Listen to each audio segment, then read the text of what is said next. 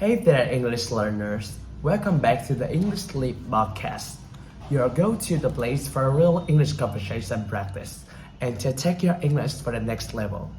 I'm MIចំណ. I'm so excited about today's episode because today we're talking about something everyone wants, but few people truly have: confidence. You know that feeling when someone speaks so naturally, so easily, and you think, wow, how do they that? Well, that's exactly what we're going to explore. How to talk anyone with confidence in English and in life. Now, if you're a regular listener, you probably know that usually hosts the show with Evan. But today's episode is a little special. Evan is taking a short break, and we have a new voice joining us in the studio. Everyone, please welcome Ben. Hey everyone, so happy to be here and a little nervous too. I've been listening to the NHถี่podcast for a long time. I always admire how Aaron and Evan makes English learners feel like a real friendly conversation. So I do my best to keep up that vibe. You'll be amazing, Ben.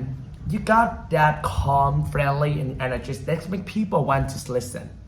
Thanks, Aaron. And honestly, I couldn't think of a better topics for my first episode. Talking to people, especially in English, can feel intimidating at first. But once you learn how to stay calm and naturally, it changes everything. Exactly. And the good news, you don't need to be perfect to sound confident. It just needs a right mindset and a few practical tools, which we'll share today. And to make it better, you got a free PDF guide waiting for you. You'll find a key phrases, reflection, and grammar practice from today's episode in the description below.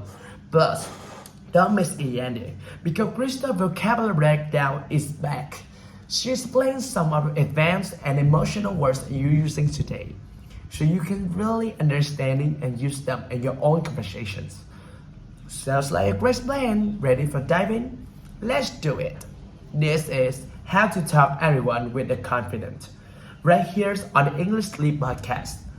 You know, Ben, before you jump in all the strategies, let's be honest for a second. Talking to the people can be terrifying, right? Haha, so totally, especially in English, your second language. You're stuck in thinking, what if I say something weird? What if you don't understand me? What if I forgot word halfway through? Yes, it's like your brain suddenly hits pause right when your mouth is supposed to hit play. Exactly. And then you work away thinking, why did I say that? Or why didn't I say anything at all? When it plays in your head for hours. Been there many times. But here's the funny things. Everyone, even native speakers, feel like that sometimes. Yeah, that's so true. We all get nervous. But the difference between confident people and nervous ones isn't confident ones never feel fear. It's they talk anyway. Right, confidence doesn't mean being perfect. It means being okay with not being perfect. I love that because half the times the other person is not nervous as you are. They're thinking about how they sound. Exactly. Everyone they worries about their own English, their own smile, their own what they say now moment. So when you realize that, talking becomes a little lighter, becomes easier. But you know what's really used to hold me back? Comparing myself to other people. Like, I'm in a group and everyone sounds so fluent, and I just shrink into my chair. Oh yes, I know that feeling so well. I used to talk about really confident English speaker and think, do I belong here? Exactly. It's like my starting ranking people, they're better, sound smarter, and suddenly I forget a person too, not a performance. Totally. And that's what changed everything for me. One day I just told myself, no one's above me and I'm not above anyone else. We're just people trying to connect. That's a simple but powerful message shift. Because I dropped that pressure to sound good, you actually start sounding more real. Yes, you stop trying to impress and start trying to connect. And that's where confidence really begins. Not in how perfect grammar is, that is how each genius in your heart is. But it's beautiful, Aaron. But here's the thing, when you start comparing, another question hits you. Okay, what do I actually say? Right, you finally feel brave to talk, and then your brain completely blank. It's a classic "so have you weak" moment, and you only reply good? Oh, exactly. I used to freeze every time ask me that, and I realized the problem was my English. It's where I never thought I had what to share. That's so true. Now, before we are going anywhere social, I just do a quick mental check. Like, okay, what's one cool things happened this week? Did I try something new? Did I watch something interesting? I do the same. Sometimes I write more notes on my phone like funny things happening at work or that's new cafe I tried. It sounds silly, but it really helps. Not silly at all. That's smart. It's like preparing conversations to talks. There are a few small ideas in ready mind. You're not caught off guard. Exactly. And if you're learning English, this is golden. You can practice talking about those things out loud before you actually meet people. It builds confidence and fluency at the same time. Yeah, it's like doing a quick warm-up before a match. You don't just read until you feel cool. You stress a little first. Perfect comparisons. And here's the best part. Even if you repair anything, you can still start great conversations. True, because sometimes the best topics are right in front of you. Exactly. Like the last time I was waiting a long coffee line, I just returned to the person next to me, said, "Wow, it feels like waiting for a concert tickets, not coffee." That's perfect. It's funny, simple, and real, and boom, conversations are started. Yeah, and it didn't feel forced at all. You just notice it happening around you. It could be the weather, music playing, or even someone back. Every small that connects you in the moment. Totally. And with the grace is, it works anywhere. A cafe, class, a gym, even an elevator. You don't need to deep topic. You just need to start. And for our listeners, this is a result of helpful skills in English. You don't need big fancy sentences. Just something like, "It's really great today," or "I love this song." It's small talk, but it opens the door. Yeah, it's like a first hello before real chatting begins. The tiny lies break the ice. That's why they're called icebreakers. Exactly. And once you break the ice, that little bit of courage, the next conversation easier. Yes, confidence really doesn't grow one hello a time. And that's brings us some really important practice. Because honestly, the only way to stop feeling awkward is to go through the awkward. So true. You can't skip that stage. You have to pass through it. When I first started talking to strangers, I felt my worst had training wheels. I was careful, slow, and terrified of falling. That's not a great image. And one day, you realize you don't need the training wheel anymore. You just start speaking naturally. The more you practice, the smoother it gets. Saying hello, asking questions, making small talk, it's become easier the more you do it. Because small talk is not at all. It's one warm up before a marathon. It might simple. It helps you find your rhythm. Right, it's like essence too. At first you show some muscles ache. You overthink everything. But everything will take lighter and easier. Totally. And the best part, you don't need to hours practice every day. Just little moments. Asking for directions, chatting for your barista, or saying thank you for your sentences. Yes, every small conversation adds up. It's what builds confidence, not just English, but in yourself. But the beautiful thing is, mistakes don't stop you. They teach you. The faster you make them, the faster you learn. Everyone says I love. If you're not making mistakes, you're not trying hard enough. Every slip up, you mean staying in comfort zones, and that's where growth happens. Exactly. Confidence isn't about never failing. It's about realizing failures doesn't hurt as much silence does. So true, and eventually you stop obsessing over grammar and start focusing on meaning. That's when English begins to feel authentic, like belong to you. Beautiful said. You stop speaking to impress and stop speaking to impress. That's the real progress. And the funny thing is, it's really turning into conversation around what's speaking more. It's learning to listen with intent. I love that. Listen in intent.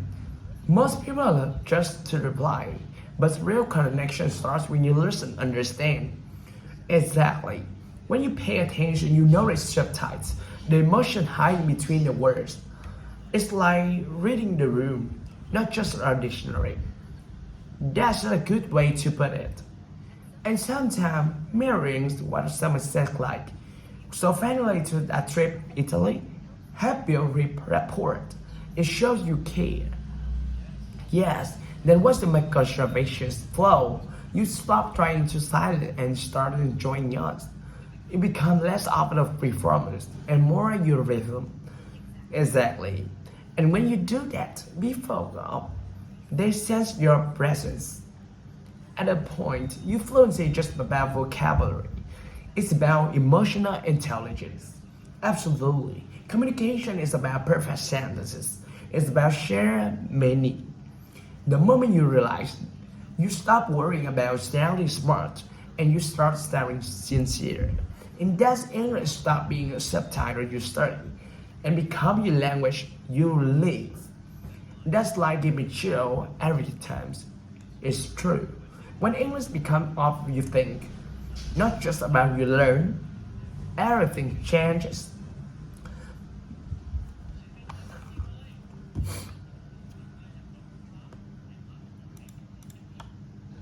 Yeah, and there's one more thing people really talk about. Oh, what's that? Knowing to the end conversation. You can be great at starting one, yet sometimes finishing it polite is the real challenge. Yes, we all been there. That moment when the chat started going to a circle and just thinking, okay, how do I get out of this? Exactly. And here the confidence really shows. You don't have to vanish or work it awkward, just live with kindness. Right. Something like, it's been great in talking to you, I should have getting going. Or, I'm gonna grab a coffee, but I was not catching up. Simple and friendly. Totally, and not cutting personal off. You're closing the loop. It's leave a positive final impression. And that's what confident people do. They start conversation with warmth and end with grace. Well said, because confidence isn't just about talking. It's about knowing to pause, smile, and walk away with respect. Yes, and if you can do that, start, connect, and act naturally, congratulations. You already have to talk about anyone with confidence. We've said, and for everyone listening, don't rush it. Confidence isn't built overnight. It grows every real conversation you have. Absolutely. And to help you remember some of useful expressions and phrases today's episode, Crystal here with our vocabulary breakdown.